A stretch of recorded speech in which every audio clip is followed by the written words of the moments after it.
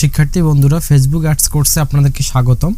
এই কোর্সের মাধ্যমে আমরা দেখব কিভাবে আসলে ফেসবুক অ্যাডস পরিচালনা করা যায় বা ফেসবুক অ্যাডস রান করা যায় বা পেমেন্ট ইনফো বা ফেসবুক বিজনেস ম্যানেজার কি, আসলে বিজনেস ম্যানেজার কিভাবে কাজ করে এই সম্পর্কে আমরা আলোচনা করব এবং দেখব যে ফেসবুক অ্যাডস রান করব এবং দেখব যে কিভাবে অডিয়েন্স ম্যানেজ করে, কিভাবে ক্যাম্পেইন ক্রিয়েট করে এবং সবচেয়ে মোস্ট ইম্পর্টেন্ট যে ব্যাপারটা সেটা হচ্ছে আমরা পিক্সেল কনভার্সন এপিআই সেটআপ করা দেখব, যেটা সার্ভার সাইড ট্র্যাকিং বলে। তো এই বিষয়গুলো আমরা দেখব। তো চলুন শুরু করে ফেলি। আমরা যদি এই ফেসবুক বিজনেস ম্যানেজার একটা ক্যাম্পেইন ক্রিয়েট করতে যাই এখানে, তাহলে অনেক ধরনের ক্যাম্পেইন রয়েছে।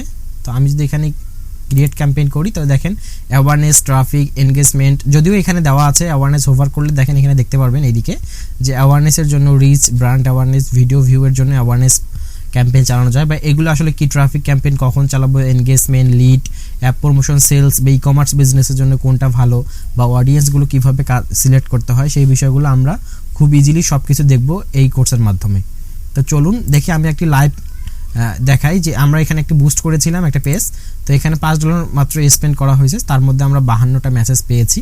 তো এখানে আসলে সব এখানে cost per messaging conversion 0.10 cent এরকমটা চলে আসছে। তো $5 আর কি টোটাল 52টা কনভার্সন আমরা পেয়েছি। তো পোস্ট এনগেজমেন্ট কতটুকু হয়েছে এখানে সি অল দিলে আপনারা দেখতে পারবেন যে কত বয়সের আমরা এনগেজমেন্ট ধরে, বয়স, জেন্ডার ধরে সবগুলোভাবে টার্গেটিং করতে পারি, লোকেশন টার্গেটিং করতে পারি। দেখেন এখানে ঢাকা ডিভিশনের মধ্যে সবচেয়ে বেশি টার্গেটিং করা হয়েছে, চিটাগংয়ের মধ্যে টার্গেটিং করা হয়েছে, তারপর রাজশাহী, খুলনার মধ্যে টার্গেটিং হয়েছে। তখন আমরা পুরো বাংলাদেশের মধ্যে টার্গেটিং করেছি, তার মধ্যে ঢাকা ডিভিশন থেকে সবচেয়ে আমরা বেশি রেসপন্স পেয়েছি বা বেশি পিপল রিচ হয়েছে। সো এইরকম আমরা কিভাবে কাজ করতে পারি বা আসলে এটা 2 দিনের জন্য চালানো হয়েছিল, জুনের দিকে এইদিকে। তো যাই হোক, তো এই কোর্সের মাধ্যমে আমরা সব কিছু একবারে স্টেপ বাই স্টেপ দেখব। তো চলুন আমরা ফার্স্ট যে কাজটা হবে সে কাজটা হচ্ছে আমরা টেস্ট করে দেখি যে আসলে পিক্সেল ডিডুপ্লিকেশন ডাটা কামিং হচ্ছে কিনা। তো আমরা একটি ডেমো টেস্ট স্টোর থেকে যাই, digitalanalysis.store। তো এই স্টোর থেকে আমরা এই স্টোরে ভিজিট করতেছি। আচ্ছা, আমি ফুল স্ক্রিনটাকে অফ করে দিই। তো এই স্টোরে ভিজিট করতেছি, তো দেখবেন যে এখানে পেজ ভিউ চলে আসবে কিছুক্ষণের মধ্যে। স্ক্রলটা করে দেই, তাহলে পেজ ভিউ হিসেবে কাউন্ট হয়ে যাবে এখানে। আচ্ছা, তারপরে আমরা একটা প্রোডাক্ট পেজে যাই। প্রোডাক্ট পেজে যাওয়ার পরে আমরা ইন্ডিভিজুয়াল যে কোনো একটা প্রোডাক্ট পেজে যাই। প্রোডাক্ট পেজে যাওয়ার পর আমরা যে কোনো একটা প্রোডাক্ট অ্যাড টু কার্ট করলাম। আচ্ছা, out of stock, M size, গ্রিনটা স্টকে আছে। আচ্ছা, এখানে ডাটা কি আসতেছে না, একটা রিফ্রেশ করে দিই। আমরা এখন দেখতে পাবো যে আমাদের পেজ ভিউ চলে আসবে এবং আমরা সব পেজে চলে গেলাম। সব পেজে যাওয়ার পর আমাদের যে একটা প্রোডাক্ট রয়েছে সেটাকে আমরা ভেরিয়েন্ট আকারে অ্যাড টু কার্ট করি। এগুলো আসলে সার্ভার সাইড কনভার্সন দেখবো আমরা, কনভার্সন সার্ভার সাইড থেকে ট্র্যাকিং করা দেখবো। যার ফলে হবে কি, আমরা যদি অ্যাড ব্লকার ব্যবহার করি অনেক সময় এবং iOS 14 আপডেটসের কারণে অ্যাপেল, ম্যাক ইউজারদের জন্য ফেসবুক একবারে রেস্ট্রিক্টেড করে দিয়েছে, ডাটা কোনোভাবেই নিতে পারবে না তারা। এই জন্য আমরা আসলে সার্ভার সাইড ট্র্যাকিংটা দেখবো। তো আমি অ্যাড টু কার্ট করলাম।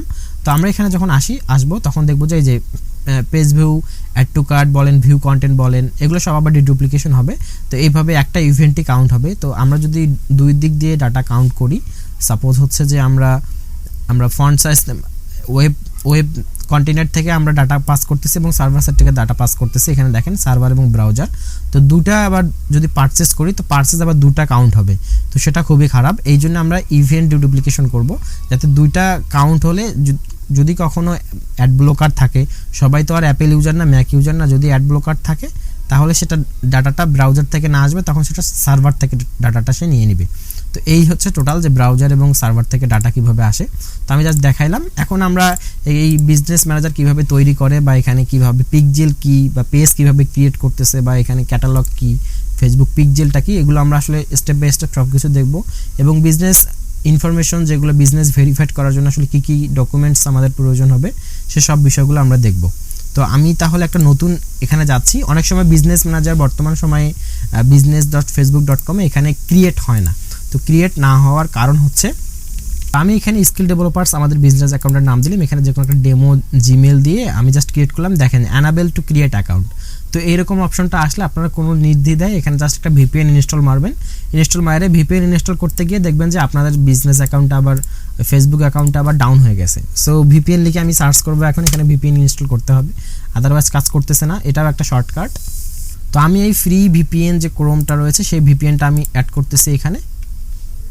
যদি এটা সিঙ্ক করা আছে এটা খুবই খারাপ ব্যাপার, আবার রিমুভ করে দিব এটা ক্রিয়েট করা হয়ে গেলেই। আর ফেসবুক অ্যাডসের জন্য আমরা কখনোই অ্যাড ব্লকার ব্যবহার করব না, আমাকে ইডিজি ব্রাউজারটা খুবই ভালো, ইভেন্ট চলে আসে খুব দ্রুত বা কোনো সমস্যা করে না। আমি অনেক সময় ক্রোমে অ্যাড ব্লকার থাকলে বা ফায়ারফক্সের ডিফল্ট অ্যাড ব্লকার থাকলে বা ওপেরা মিনিতে ডিফল্ট অ্যাড ব্লকার থাকলে অনেক সময় প্রবলেম হয়, এই জন্য আর কি বললাম। আর যাই হোক, এখানে আমরা এখন তাহলে এই যে ভিপিএনটা আমরা অ্যাড করলাম সেই ভিপিএনটা আমরা কানেক্ট করে দিব, যেটা ইউনাইটেড স্টেট বলেন বা জার্মানি বলেন যেখান দিয়ে হয়ে, সেটা আমরা সিলেক্ট করে আমরা আপাতত ইউকে দিয়েই আমরা এই ভিপিএনটা রান করে দিলাম। ভিপিএনটা রান হওয়ার পরে জাস্ট এখানে একটা রিফ্রেশ করব, জাস্ট আইপিটা চেঞ্জ হয়ে গেলে এখানে চলে আসবে। তো আপনারা দেখেন যে বিজনেস ভিপিএনটা রান অবস্থায় আছে। এখন আমরা ক্রিয়েট অ্যাকাউন্ট করব। এখানে খুব দ্রুত, বেশি সময় নেবেন না বা বেশি সময় ধরে এই ভিপিএন দিয়ে আপনারা কখনোই আপনাদের এরকম কাজগুলো মানে ফেসবুকটা বেশিক্ষণ চালাবেন না, নয়তো আবার সমস্যা হয়ে যায়। তো এখানে ভিপিএন দিলে কাজ হওয়ার কথা বা আবারও আসতেছে না, বাস রিফ্রেশ করে আমি আবারও ট্রাই করতেছি।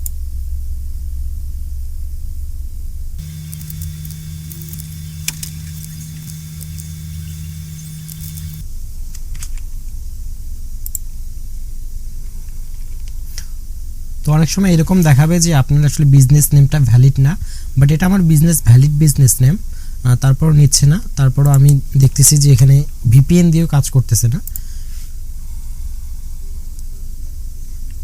অনেক সময় কাজ ইরোর দেখাচ্ছে বা আবার রিট্রি করতে বলতেছে, বাট এটা শুড বি হওয়া উচিত, ভিপিএন দিয়ে কাজ করে। আমি এবার এখানে আইপিও চেক করছি, যেখানে ইউনাইটেড কিংডমের আইপি আসতেছে।